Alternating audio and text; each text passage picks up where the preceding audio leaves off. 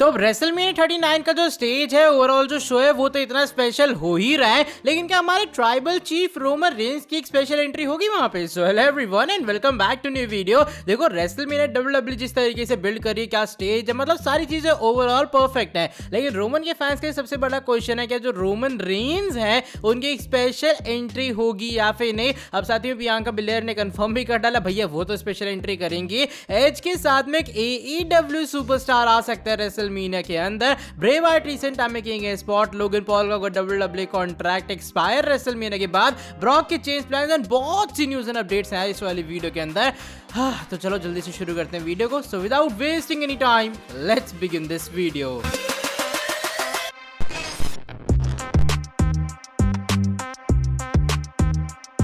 तो चलो सबसे पहले मैं वीडियो को शुरू करने वाला हूँ क्विक अपडेट के साथ में, जो कि रिसेंटली हुए मंडे नाइट रॉ एपिसोड की रेटिंग या फिर कह लो व्यूवरशिप के बारे में जुड़ी है, जो रिसेंटली हुआ रॉ का एडिशन था। ऑफ कोर्स शो के ऊपर काफी सारी चीजें होती है, लेकिन चलो बात करते हैं सीधा रेटिंग्स के बारे में। व्यूवरशिप आई है इस हफ्ते 1.843 मिलियन व्यूवर्स, ये मैं एवरेज व्यूवरशिप की बात कर रहा हूँ, जो कि पिछले हफ्ते के मुकाबले 1.8% ज्यादा, पिछले हफ्ते 1.771 मिलियन व्यूवरशिप आई थी। बात करूँ पहले घंटे के बारे में, पहले घंटे में रेटिंग्स आई 1.908 मिलियन व्यूवर्स, दूसरे घंटे में व्यूवरशिप आई 1.921 मिलियन व्यूवर्स, और तीसरे आने की फाइनल घंटे के अंदर व्यूवरशिप आती है 1.701 मिलियन व्यूवर्स। तो ये कुछ व्यूवरशिप आई है रिसेंटली मंडे नाइट रॉ के एडिशन की, जो कि मेरे हिसाब से काफी अच्छी खासी है। आई मीन डिसेंट सी है, मैं ज्यादा तो नहीं कहूंगा, बिकॉज रॉ की रेटिंग्स तो लगातार वरना डिक्लाइन में जा रही थी, वरना इसके ऊपर तो बढ़ ही नहीं रही थी। चलो थोड़ी सी तो बढ़ोतरी हुई है। चलो बात करते हैं नेक्स्ट अपडेट के बारे में। इस बार ब्रॉक लेसनर के बारे में जुड़ी है। अब देखो ब्रॉक का क्या सीन है डब्ल्यूडब्ल्यूई कंपनी के अंदर, करंटली वो आए थे मंडे नाइट रॉ में, तो ओमास के साथ में एक्चुअल में उनका वे इन होना था यूएफसी की तरह, लेकिन वहां तो हल्ला बोल मच गया और जो हमारे ब्रॉक हैं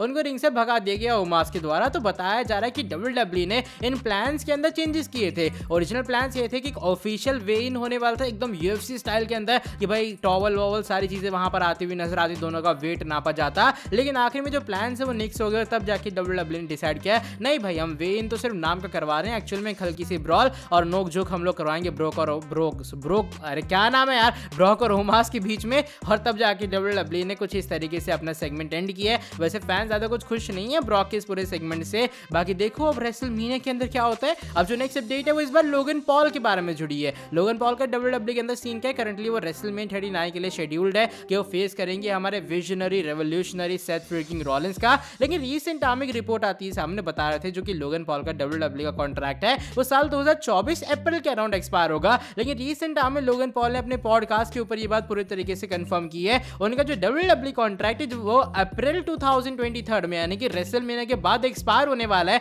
सिर्फ करीबन उसमें एक महीना ही बाकी रह गया है। अब लोगन पॉल ने यहाँ पर ये बात कंफर्म नहीं की है कि डब्ल्यूडब्ल्यूई के साथ में वो रीसाइन करेंगे, कि डब्ल्यूडब्ल्यूई ने कॉन्ट्रैक्ट ऑफर करेगी या फिर क्या सीन होगा इन फ्यूचर, उन्होंने ये बात कंफर्म नहीं की। लेकिन यस लोगन पॉल ने ये कहा है सिर्फ एक महीना बाकी है, फिर उनका डब्ल्यूडब्ल्यूई कॉन्ट्रैक्ट एक्सपायर होने वाला है। तो भाई रिपोर्ट्स यहाँ पर हल्की सी गलत साबित हो रही है, बिकॉज रिपोर्ट का मानना था साल 2024 साल होगा, लेकिन लोगन पॉल ने कहा बस एक महीना दूर, उसके बाद डब्ल्यूडब्ल्यूई कॉन्ट्रैक्ट एक्सपायर होगा। और जिस तरीके से उनकी परफॉर्मेंस रही है, आई थिंक डब्ल्यूडब्ल्यूई वाले ऑफ कोर्स उन्हें कॉन्ट्रैक्ट फिर से ऑफर करने वाले हैं, और जहां तक मुझे लगता है लोगन पॉल इस चीज को एक्सेप्ट भी कर लेंगे। अब चलो बढ़ते हैं आज की हमारी नेक्स्ट अपडेट की तरफ। इस बार ये ब्रे वाइट के बारे में जुड़ी है। अब वाइट का सीन डब्ल्यूडब्ल्यूई कंपनी के अंदर काफी कंफ्यूजिंग था, वो आएंगे या फिर नहीं आएंगे। अब तो बैटल रॉयल हो रहा आने वाले स्मैकडाउन की शो के अंदर, तो क्या इनको लैशले के साथ ही फ्यूड होने वाला है। तो होता है कि रीसेंट टाइम के अंदर एक फोटो आई है सामने, वो फोटो आप लोग देख पा रहे होंगे, बिकॉज रीसेंट टाइम में हमारे जो ब्रे वाइट है वो एयरपोर्ट के ऊपर स्पॉट की गई, और ये जो कुछ फोटोज वगैरह वो सामने आई हैं। अब देखो फैंस यहाँ पर क्लियरली दो बिलीव है, एक तो या फिर वो Los Angeles WrestleMania Sophie stadium के लिए निकल रहे हैं और वहां पर वो आते हुए नजर आएंगे। अब नो मैटर डब्ल्यूडब्ल्यूई ने किस तरीके से अपने पूरे शेड्यूल में या फिर रेसलमेनिया के अंदर ऐड करती है।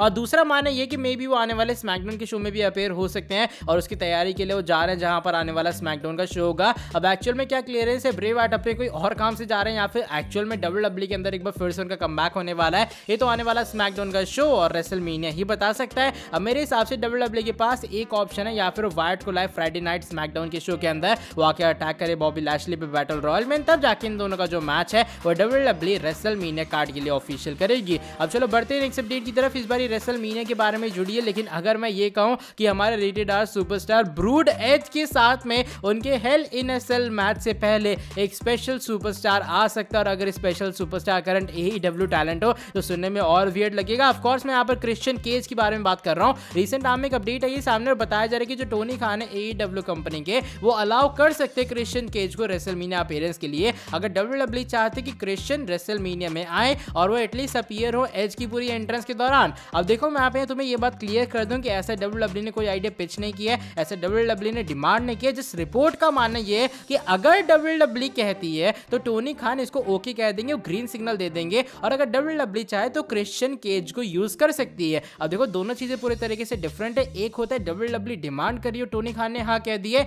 एक है कि डिमांड एसेस तो कोई नहीं है लेकिन टोनी खान हाँ कह देंगे अगर WWE कहते क्रिश्चियन केज को आने के लिए। तो ये कुछ क्लियरेंस है इस वाली पूरी रिपोर्ट को लेकर कि क्रिश्चियन केज जाएंगे रेसलमेनिया में। अब हो सकता है आ भी जाए क्योंकि भाई सामने डीमन बैलर है, तो जस्ट एक तरह के सपोर्ट के लिए, और एज का मे बी लास्ट रेसलमेनिया होगा तो क्रिश्चियन केज यानी कि उनके बेस्ट फ्रेंड भी यहां पर अपीयर हो सकते हैं। अब आज की जो हमारी सेकंड लास्ट अपडेट है वो इस बार ऑफ कोर्स EST ऑफ WWE रॉ वुमेन्स चैंपियन यानी कि बियांका बिलेयर के बारे में जुड़ी है। बिकॉज रिसेंट टाइम में जो बियांका बिलेयर है उन्होंने बात कंफर्म की अपने ऑफिशियल ट्विटर अकाउंट के थ्रू कि उनकी एक स्पेशल एंट्रेंस होने वाली है। जिन लोगों को नहीं पता रेसलमेनिया की या फिर कोई भी स्पेशल एंट्री के लिए बियांका बिलेयर अपने जो कपड़े वगैरह वो खुद ही सिलती हैं, तो भाई ये कुछ उन्होंने इंपॉर्टेंट बातें पहले भी रिवील की थी। लेकिन यस, बियांका ने बात कंफर्म की उनके पास कुछ प्लान्स है इस साल रेसलमेनिया के लिए भी, और रेसलमेनिया के अंदर उनकी भी सरप्राइज या फिर कह लो स्पेशल टाइप की जो एंट्री है वो हमें दिखाई देने वाली है। अब चलो बढ़ते हैं आज की हमारी नेक्स्ट एंड फाइनल स्टोरी की तरफ। इस बार हमारे अनडिस्प्यूटेड चैंपियन रोमन के बारे में जुड़ी है। अब इतनी सारी सरप्राइज वाली चीजें हो रही है, इतने सारे बड़े एलिमेंट हो रहे हैं, तो बड़ा सवाल ये इतने अच्छे स्टेज के ऊपर क्या जो हमारे रोमन रेंज है